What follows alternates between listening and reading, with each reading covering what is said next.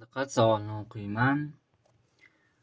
Hop, magniyning kremniyli birikmasi va magniy aralashmasi xlor kislota eritmasi bilan ta'sirlashganda geliga nisbatan zichligi 3,5 bo'lgan 10,08 litr gazli aralashmasi hosil bo'ldi.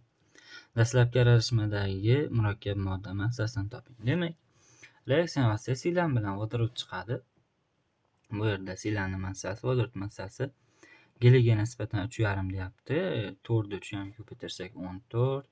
Diagonal orqali ajratsak, mana bu silan degan gazim menda 4,032 litr. Shuni topdim xolos, chunki mendan murakkab modda massasini so'ragan xolos.